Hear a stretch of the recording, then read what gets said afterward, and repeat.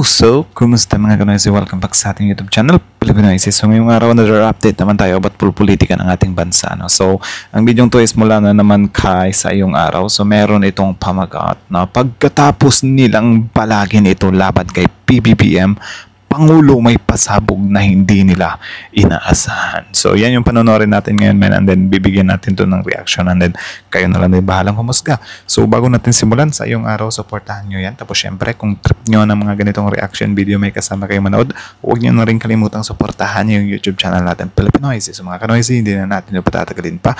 Simulan na natin, baka agawin pa ng China. Again, ang pamagat ng video ito, pagkatapos nilang balagin ito laban kay PBBM, Pangulo may pasabog na hindi nila inaasahan. So, ano kaya yung pasabog na hindi nila inaasahan? Ano? So, yan yung panonoorin natin. So, again, sa iyong araw, Pilipinoysi, like, comment, share, subscribe. Start. Kudeta pero hindi raw natuloy ang ilang retiradong general. Nagusto raw ng kudeta pero hindi raw natuloy ang ilang retiradong general. Nagusto raw sanang ipwesto si VP Sara Duterte. May mga retiradong general umano na nagplano ng kudeta laban kay Pangulong Bongbong Marcos. Isasabay daw sana yan noong September 21 ang protesta pero hindi naman nangyari. Binalak pa raw ilagay sa pwesto si Vice President Sara Duterte. Ayon kay dating Senador Antonio Trillanes IV, aktibong nag-iig. Grabe naman yung ganyan, ano. Para naman silang, ewan ko kung bakit ganyan na sila ka-greedy sa posisyon, par.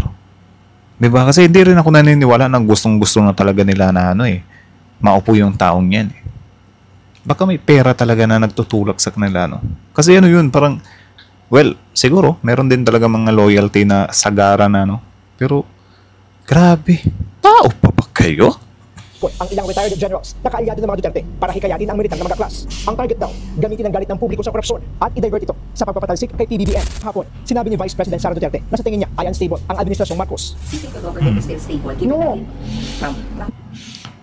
Napakapangit talaga, no, kapag sa kanila mismo nanggaling yung unstable yung government. Ngayong sila naman mismo, may mga issue sila na hindi pa nalulutas. O wag niyong sabihin nalulutas yung impeachment ni VP Sara kasi hindi yun nasimulan, par. Diba? Dinaan lang nila yun sa yung sa 1-year barrel or whatsoever na yun na nalabag daw. Pero hindi nalutas yun. Hindi nasimulan yun eh.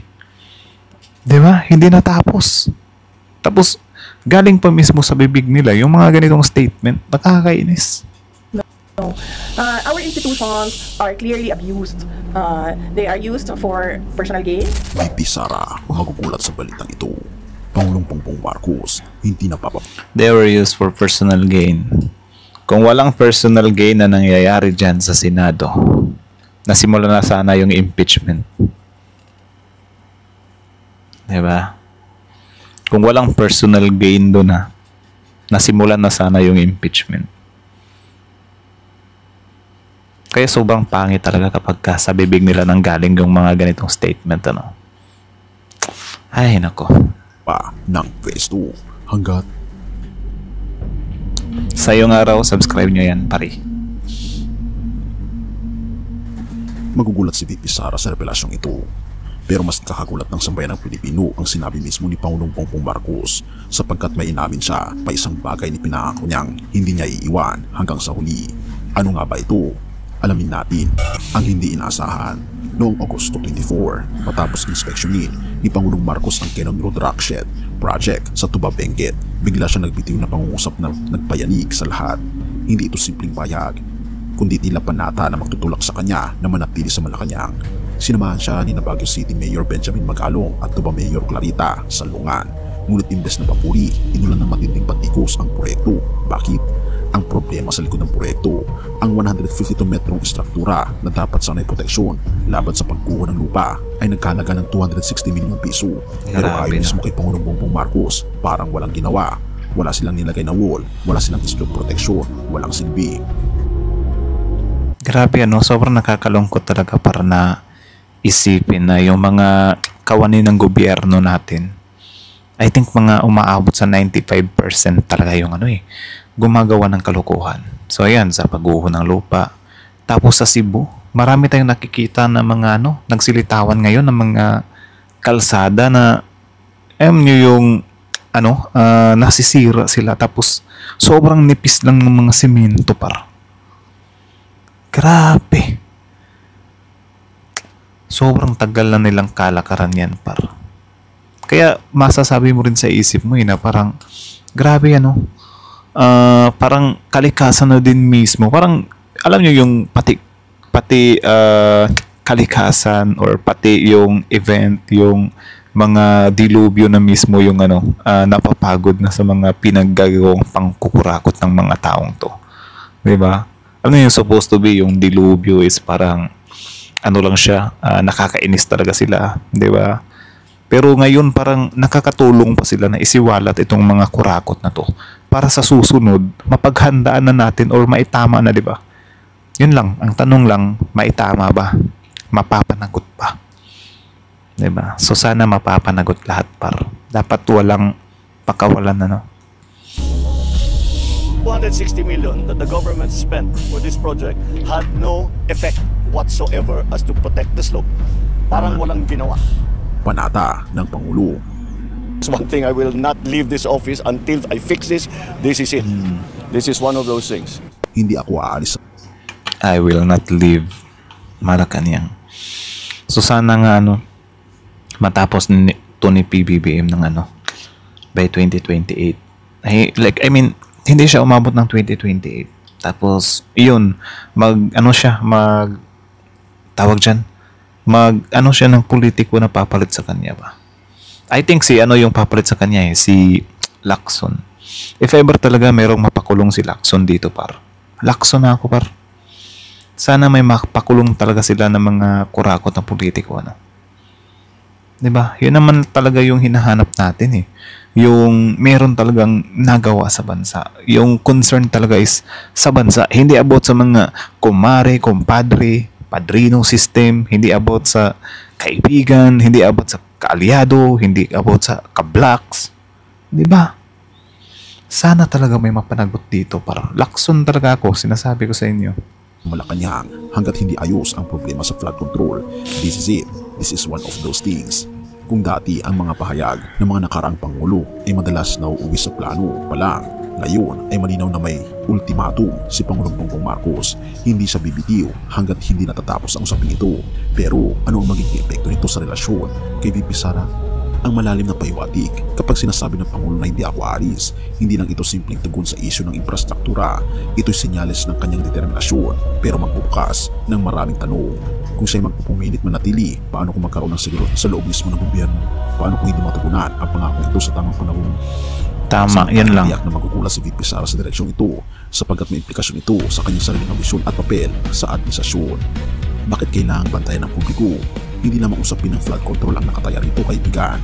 Ang bilyong pisong pondo, ang integridad ng mga proyekto at ang pananagutan ng opisyal ay kasama ng kapalo.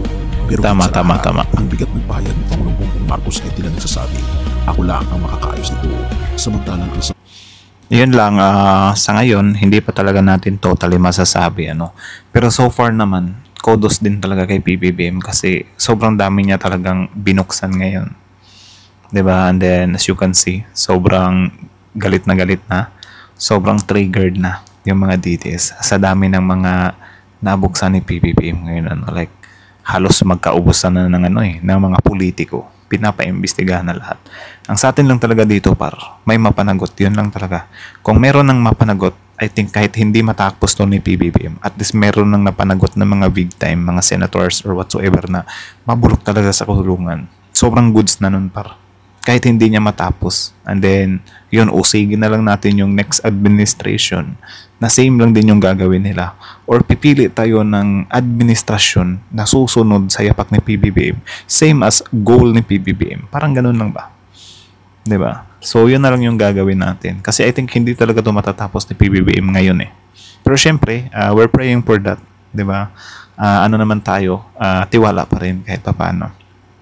'Di ba? Ipagdasal natin si PBBM na malampasan niya talaga yan, matapos niya in his terms. Pero for me, sa sobrang lawak ng korupsyon, siguro itong sa flood control matatapos niya in his watch. Pero yung iba, 'di ba? Yung ibang way ng corruption, I think hindi niya maano yun kasi yung iba hindi pa hindi pa nabubuko. 'Di ba? So tuloy. bayanan, nakabiti ng tanong kung hindi niyo matupad sino ang tunay na mananagot. Sa dulo, isang bagay ang malinaw, hindi basta-basta bababa si Pangulong Marcos. Pero kung magugulat si VP Sara sa ngayon, mas malaki ang posibilidad na mas magugulat ang buong bansa sa susunod na kabanata. Kung hindi aalis si Pangulong Bongbong Marcos hanggat hindi natutuldukan ang problema, handa rin ba ang taong bayan na maghintay o baka sila mismo ang mawala ng pasensya? Sa gitna ng lahat ng pangako ng tao, may isa lamang na pangako na kailanman ay hindi magbibigo. Ito ang pangako ng ating Panginoong Diyos. Maaring sabihin ng mga lider, hindi ako aalis hanggat, pero tayo bilang tao ay limitado sapagkat may hangganan ng ating lakas at kakayahan. Tama naman. Ngunit ang pag-ibig ng ating Parang nabibitin nga tayo sa 6 years term, di ba? Nabibitinan tayo kapag sobrang ganda ng vision ng presidente. Pero at the same time, kung lapok naman yung presidente, parang nababagot na tayo, nababanas na tayo, parang gusto na nating palitan agad. Yun lang din yung bad sides at good sides sa 6 years term, you know. Panginoong Diyos ay walang hanggan. Bago natin ipagpatuloy kaibigan, siya nga pala ang Great Controversy na isa sa mga pinaka-kontrobersyal na libro dahil tumutukoy ito sa mga propesiya sa libro ng libre. Supportahan nyo rin yung Great Controversy ni sa iyong araw. Panoorin nyo yung video niya tapos i-click nyo para verses 38 to 39 sapagkat natitiyak kong ang kamatayan o ang buhay, ang mga anghel o ang mga pinunong espiritual ay kasalukuyan o ang hinaharap, ang aninmang kapangyarihan, ang kataasan o ang kalaliman o aninmang nilalang ay hindi makapaghihiwalay sa atin sa pag-ibig ng Diyos na ipinakita sa atin sa pamamagitan ni Kristo Jesus na ating Panginoon. Kung ang pangako ng tao ay madalas nababasag, ang pangako ng ating Panginoong Diyos ay nananatiling buo magpakailanman kaibigan. Kaya't sa halip na ilagay lamang Tama. wala sa sinumang lider, masigit natin ibigay ang ating pananampalataya sa ating Panginoong Diyos na tanging pag-ibig. Amen. Or syempre yun nga, hindi lang naman, of course, dasal. Pero, sometimes kasi parang natatagal or naano tayo sa mga politician ba? Di ba, na dumadaan sa mga pwesto sa gobyerno natin na parang, sa sobrang, sobrang grabe na. Alam niyo yung ganyan. Sobrang grabe na like, kapag iniintay kasi natin na parang, halimbawa ganyan, ipagpasa Diyos na lang natin. I think ito na yung ibig sabihin ng pagpasa Diyos eh. Like, Diyos na mismo yung, Diyos na mismo yung nagpapahiwatig or Diyos na mismo yung bumubuking sa kanila. Kasi di ba, syempre yung pagbaha. I think gawain ng Diyos yun na okay, bahain natin tong mga flood control nila para mabuko na to. Kasi sobrang dami nang nawawalang buhay dahil dito. Di ba? I think pa rin. So, magmamatter pa rin talaga yung leader na sana same vision, di ba, na para lang maano yung katotohanan ba? Mapanagot, accountability. So, yeah, tuloy. Bigyan makayaan ng lahat ng kanyang gawa. Purihin ang ating Panginoong Diyos at tayo manalangin. So, yun lang naman mga kanoisi. So, hanggang dito na lang. So, kaya na masasabi nyo dito, comment down below. Tapos yun, pag-usapan natin yan sa comment section. So, again, ang video to is mula kayo sa yung araw. So, supportahan nyo yan. Original video link in the description box below. Tapos, syempre, bago nyo iwan yung YouTube channel natin, Pilipino IC, don't forget to like, comment, share, subscribe. So, kita nyo naman yun mga pare. Diba? Malinaw pa sa klaro yun. Na, yun nga, yung sinabi naman ni PBBM dito, sa yung araw, subscribe nyo. Tapos, syempre, Pilipino IC. So, malinaw naman dito na ang ibig sabihin ni ewan ko, for me, yung ibig sabihin ni PBBM na hindi siya bababa or, tatapusin niya sa watch niya, something like that, is parang yun lang yun. I think hindi niya ipagpipilitan na ma-extend yung pagiging president niya, kasi for sure, maraming aangal niyan, and then, well, tayo, siguro gustuhin natin na mapatanatili pa sana si PBBM, pero parang kasi yan sa Constitution na every 6 years lang talaga, So, kung babaguhin ni PBBM yan, baka magaya lang din siya doon sa tatay niya, di ba? Na baka ikudita lang din ulit. So, ang dapat talagang gawin dyan, ni PBBM is tapusin niya talaga yung term niya ngayon, and then, yun, magtalaga na lang siya or mag-ano na lang siya ng mga politiko. Same vision of him. So, sa ngayon, yung potential, yung nakikita ko ngayon siguro yung nakikita kong president is it's either, si Ping Lacson or si Vico Soto kung hindi tatakbo si, Ping Lacson, Si Mayor Magalong sana, if ever. Di ba? Pero sana, ewan ko, kasi parang naano din talaga tayo kay Mayor Magalong, di ba? Pero if ever siguro masimulan niya yung niya this time kahit may maturo lang siya or buko lang siya na mangilan-ngilan. Baka sa 2028 if ever tatakbo siyang presidente Why not? Why not? 'Di ba? Si Senator Rapi Tulfo baka super last option ko na talaga yan kung walang ibang kukontra kaya walang ibang kukontra. Ewan ko lang sa pink kung sino yung Senator Risa Hontiveros din, pwede din if ever talaga magkaubusan talaga so why not sila lang naman yung kasi si BP Sara talaga parang my goodness, di ba, meron ka pang unsolved case, di ba, yung sa impeachment mo tapos tatakbo ka, siniswerte, di ba? Wag na. So anyways, hanggang dito na lang muna. So kayo na masasabi nyo dito, comment down below. Tapos yun, pag-usapan natin yan sa comment section. And then, pag-usapan natin yan sa comment section. So comment down below your opinion about this statement of PBBM, about dun sa tatapusin niya yung term niya. And then, syempre, ipagdasal din natin na sana matupad niya nga yung mga balak niya. Kasi syempre, para sa atin din naman yan. So anyways, that's it. Thank you so much for watching. Sa ngayong araw, Pilipino IC. Like, comment, share, subscribe. Pilipino IC is out.